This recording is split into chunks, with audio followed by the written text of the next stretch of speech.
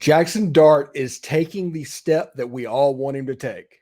We have player confirmation. We'll talk about that in just a second. This is the Locked On Ole Miss podcast. You are Locked On Ole Miss, your daily podcast on the Ole Miss Rebels, part of the Locked On Podcast Network, your team every day. Thanks for making the Locked On Ole Miss podcast your first listen every day. We're free and available wherever you get your podcast, including YouTube. We're part of the Locked On Podcast Network, your team every single day. Hello, I'm Stephen Willis, and this is the Locked On Ole Miss podcast. And Jalen Knox had something interesting to say. It's been good to see Spencer definitely coming along, and Dart looked like a whole different quarterback this year. I can't lie. So it's definitely fun to watch. Yes. This is the first player confirmation of what we've been hearing behind the scenes, and that is Jaxson Dart taking an amazing step this season. Everybody has kind of wondered what he would look like in year two in the Lane Kiffin offense and what that development would look like, and it apparently is going better even than we had heard. We had heard stories all about the quarterback competition for months, but as it turns out, the quarterback competition, it actually was more along the lines of Jaxson Dart was always going to win it unless he messed it up. And once Jaxson Dart didn't do that in the spring and he had that leg up, now you just have a point where he's just embracing the competition. And Spencer Sanders is not playing poorly. This isn't that situation to where, you could throw either one, 6 of one, half a dozen of the other, or anything like that to pick a quarterback because neither one of them are playing well. At this point, from everything I am hearing, multiple quarterbacks are playing really well. And between Spencer Sanders and Jaxson Dart, you can see how both will help this team. And that is the message that honestly Lane Kiffin wants to get out because, little inside baseball here. I'm about to go down the rabbit hole. I was on the staff at Ole Miss with Ed Orgeron, in case anybody wasn't aware of that. He was from the Pete Carroll School. He came directly from the Pete Carroll School. So whenever Lane Kiffin, who is also from that school, does something that I recognize from my time at Ole Miss, I immediately chalk it up in that Pete Carroll category. People always talk about Nick Saban as the Lane Kiffin tree, and everybody wants to talk about that because Nick is still coaching college football. But Lane Kiffin does more from Pete Carroll than he does from Nick Saban. The program as a whole is almost 90% at this point, as far as I can tell, Pete Carroll, and about 10% Nick Saban. And that has a lot to do with how the media is dealt with and some of the processes and things like that. But Jaxson Dart having the turnaround that we all expected him to have is something worth talking about. And Chuck Rounsaville from the Ole Miss Spirit over at On3, he put out an article that said Jaxson Dart is still holding on to the top spot in the Ole Miss quarterback race. And from what I have heard, again, not there, Central Florida, I'm having to hear things second and third hand, but I've heard that Jaxson Dart has not taken a backup snap in fall camp so far. Nothing has been taken by Jaxson Dart except with the ones. And they're going to play quarterback competition. That's going to happen. Whenever Lane Kiffin talks, he's going to talk about all the quarterbacks because the more players that are in that room, the better off it is going to be. It just is. That's the way this works. But the actions hold a ton of water when dealing with stuff like this. And when you look at the Ole Miss Twitter account, 98% of it, or some 95% of it, is Jaxson Dart whenever you're dealing with a quarterback. Occasionally they might put all three, like not Austin Simmons, or maybe they'll put all four.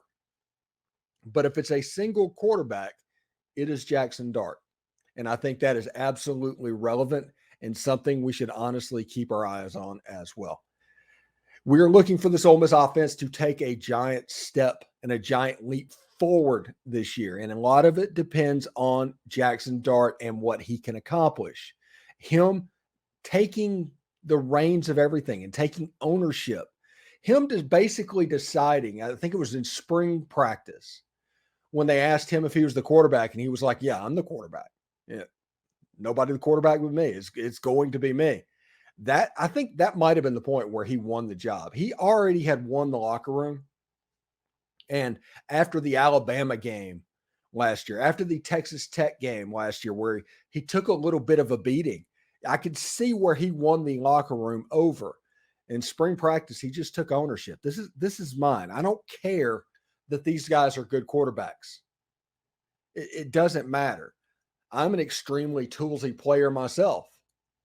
And whenever Jalen Knox says Jaxson Dart looks like a completely different quarterback from last year and how much fun it is going to be to watch, that should let you know that somebody that threw for nearly 3,000 yards, 18 touchdowns, and about 11 picks as a true sophomore, playing in his first non-air raid scheme in college football, in the toughest conference in America, and about 2,000 miles away from home. That's what Jaxson Dart had to go through in year one at Ole Miss. Once he got over the homesick stuff, and that happens, somebody that age, it happens whenever you move away from home for the first time. And yes, Mississippi is more of a culture shock than Los Angeles. It was probably easier to get from Salt Lake City to Los Angeles than it is to Oxford, Mississippi. I mean, that's just a fact of life. So whenever that happens, homesickness is going to take over at times. Air raid quarterbacks do not do well at first in the non-air raid. It's just the way they're taught, the way it's brought up. And him running the air raid as a first-year player at USC, it got drilled, it got reps. Some muscle memory was starting to get developed. And whenever you get to Ole Miss, it's kind of a different ball game. When you drop back, passes are read differently. Plays develop differently than the air raid. There's going to be a lot of plays whenever you're playing in the air raid where people are just dropping 8. So he's going to have to learn how to deal with man coverage. There's a ton of stuff that Jaxson Dart had to learn while he was getting acclimated to Oxford, Mississippi. So it makes sense that after his first full season, some muscle memory got developed, some comfort was developed. He was ready to go. He decided that this is mine. This is a former Gatorade National Player of the Year. Okay? I know people like to make fun of me keeping bringing that up, but he is. That didn't change. And him making this jump in year 2, I think it's going to shock some people, honestly. I think he has a chance to be unbelievably special. Now, he could go out there against Mercer and completely struggle when the lights go on. That's absolutely the case. But this isn't the prospect that did that last year when he was struggling to learn all this stuff. So there's probably some things that we can count on into the season. Now, the question is, how much is Lane Kiffin going to do this quarterback competition thing? I think I heard Chuck Rounsaville of On 3 and Ole Miss Spirit in a podcast say he expects them to go week 1 or 2, deciding like they did last year. I hope not. That'd be a terrible idea. I think doing that last year affected Jaxson Dart's development to where at the end of the year, he's not as good as he could have been. I think it stunted his growth a little bit. And I think this year would be absolutely terrible for him. Now, I understand that Spencer Sanders is good. I understand that Walker Howard is good. I understand that Austin Simmons is good. We all know they're good. But if you're in a situation like this, to where Jaxson Dart is not taking a single second team rep in practice on August 25th, then you're just playing a charade. If it gets to game week and no quarterback's named and this is the situation that's at it, it's a charade at that point. So if this similar situation goes to the end of camp, the week before game week, what is that? Heck, that's like a week from now, isn't it? A week from now, maybe 2 weeks from now, we'll be generous. At that point, it becomes a charade, unless Jaxson Dart is taking other than number 1 practice reps. If Jaxson Dart is not taking anything but ones, this quarterback competition has been decided. And they're just doing it for the competition factor, which is one of the key tenets of a Pete Carroll coach team. Like when we were with Orgeron, rule number one was protect the team. They've changed that to pro mindset, but it basically means the same thing. Now, people play with the definition from time to time, but protect the team and pro mindset basically means doing what you're supposed to do, being on time, doing stuff like that. That's what rule number one means. Rule number two is competition.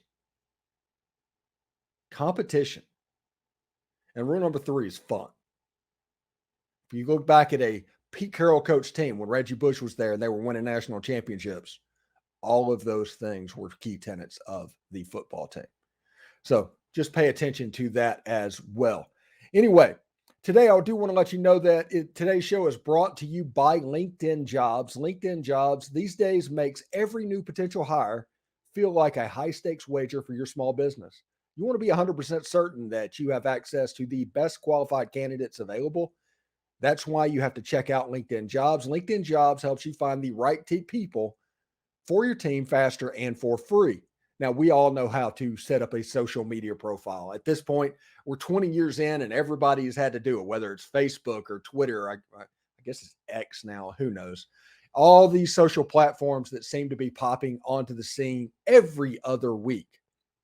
Well, the difference is go to your LinkedIn profile after you create it, add a purple hashtag hiring frame to that profile, and you can spread the word that you're in fact hiring. It's got simple tools like screening questions that make it easy to focus on the candidates with just the right skills and experience so you can quickly prioritize who you'd like to interview and hire.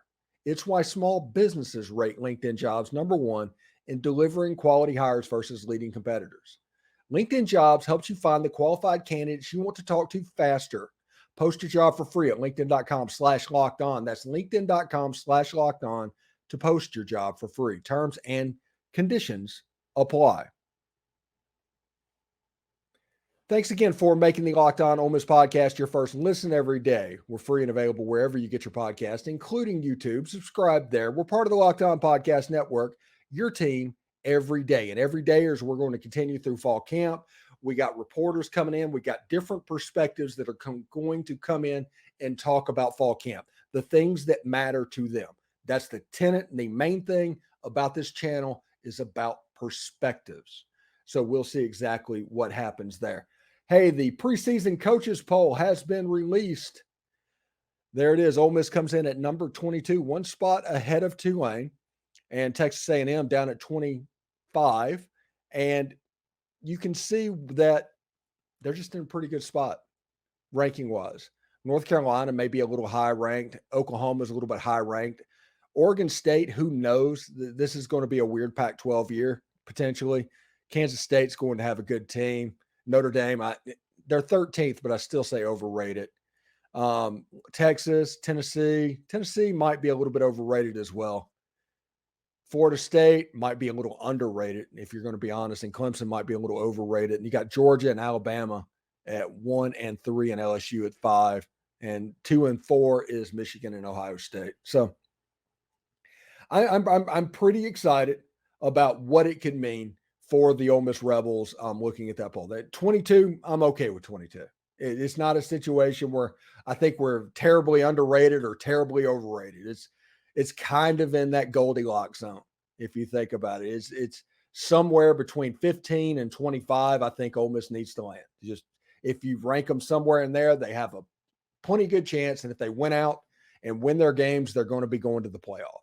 And that's just the way that works. Now, Alabama and LSU is available to them in September, like September 23rd or something like that is Alabama, and the 30th is LSU. So we'll see exactly how that goes as well.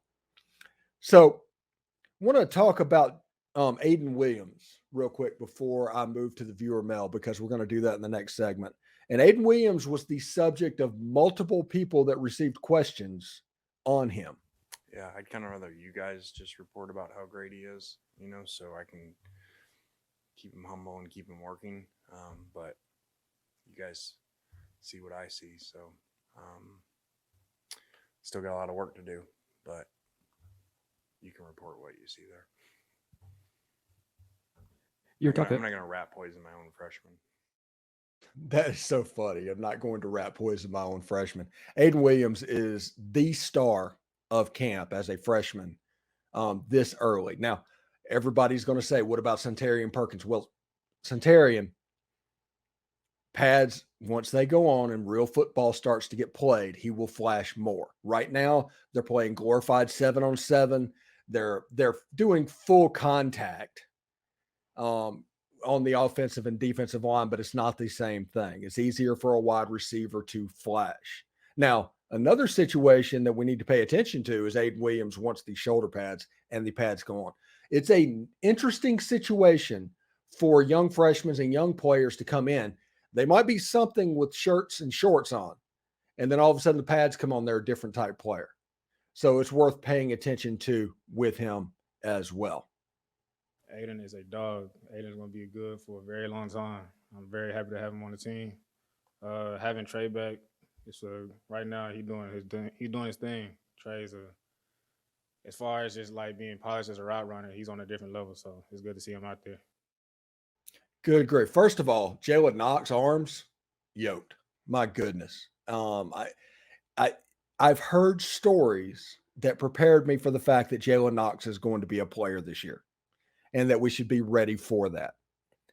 But until he actually gets on the field, he's absolutely the definition of show me player. He's a show me player. Before I get too over and hype him up at all, he's at the point where he needs to show me. Braylon Brown's in that boat right now as well. They have to show me that they can do it before I will believe they can do it. But Jalen Knox is coming along. He made plays in the spring game. And with the slot position and positional versatility, Jalen Knox can play on the outside. He can play in the slot. You could even probably line him up in H-back in passing type situations and use him as well. You could put him in the backfield as well. He is somebody that is extremely versatile and can do a lot of things. So somebody to keep an eye on in this whole situation is Jalen Knox. Now, Ayden Williams, everybody is talking about this kid. Offensively, they're all talking about Ayden Williams. Defensively, they're all talking about Centarian. And that's before real football even starts to get played. But as this offense and this defense starts to reach its final epic conclusion, these two players are going to be the ones that stand out. And Kedra Cascano, I've heard him a few times as well. Jam Griffin, once he gets in there and starts really churning and doing what he needs to do, this running back room and this tight end room and this wide receiver room, this offense has just a stupid amount of talent on it right now. Now, they have to use it. It's one of those things. What's the old coach's adage? Your potential is going to get me fired. They still have to do it.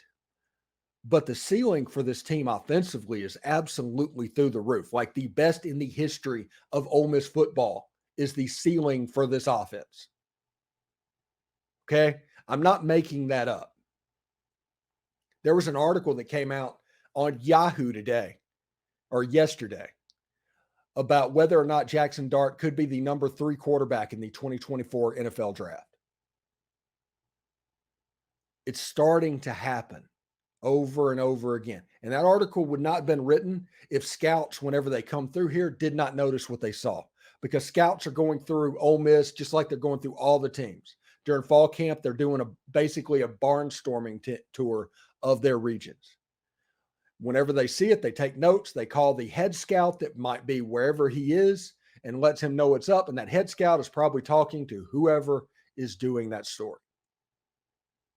So if he is popping up, that tells you, again, another nugget in the column of, yes, Jaxson Dart. So this offense has a chance to be really, really good. And Ayden Williams and those freshmen and the wide receiver room and the running backs and the tight ends and the offensive line, they're all going to be a part of it. They're all going to be a part of it. I'm just pretty excited. Just obviously am. Anyway, When we come back, we will take our viewer questions. We will talk about the future and what we could do to improve our podcast, because we're always tinkering. And we also talk about the center position just a little bit. Anyway, stick around. Thanks again for making the Locked On Ole Miss podcast your first listen every day. We're free and available wherever you get your podcast, including YouTube. We're part of the Locked On Podcast Network, your team every day. More importantly, Ole Miss every day. Hi, I'm Stephen Willis, and this is the Locked On Ole Miss podcast. And we're going to do a little bit of viewer mail. This has been a huge segment of just like a check mark in our favor. We're going to tell you at the end of this about how you can sign up for a Discord server, which we're nearly at 300 users at the moment. We're growing like a weed there as well. So if you look at our viewer mail, let's start off with RHBs. This is from our Discord server. As you can see, most of the questions are coming from there now as we're going towards a private board. We're working to build a community as soon as possible before the Mercer game. And then whenever it happens, we have that. We have Discord Live tonight at 8 Eastern, 7 Central, where you can log on there and talk about Ole Miss football. But the Discord link is down in the description. If it does not work, shoot me a DM. I'll get you another link. I'll get you one that actually will. So RHB says, hey, can you discuss the center situation for camp? Will Caleb Warren be ready for the start of the season? Center was an issue when Caleb wasn't healthy. Yeah, I have not heard that he is a risk to miss the first game. Of course, we would not hear whether or not he was. I think our backup situation's in a little bit better place, and I think our center situation is doing better with John Garrison coaching. And you have two centers that seem to be doing well. You're not hearing things over and over again. If snaps were a problem the way it was last year, with the open practices that they had, we would have heard about it by now. We'd have talked about balls hitting the ground. We'd have been sure it's like, hey, this team has a problem with snapping the football, much like they did the early part of last season. That doesn't seem to be the case. Also, I always talk about the quiet confidence going around of Lane Kiffin, and his demeanor with the media right now in these press conferences is a different demeanor. And that isn't necessarily because he's comfortable in his own skin. It's because he's not worried so much about letting stuff out. He's practicing them less. If you want to talk about this new fangled practicing technique to where there's less time on the field, more time in the classroom, and more walkthroughs, you can see how it would be beneficial for this Ole Miss team. But he would not do this if he was not confident. That would not happen. If he was not confident, they would be beating the heck out of each other right now and really totally getting after it old school football like. Everybody has the luxury of being new school whenever they think they're good. When they think they're bad, they're going to do the things that they've always been done, because they also realize that if you do something new and it doesn't work, you will lose your job over it.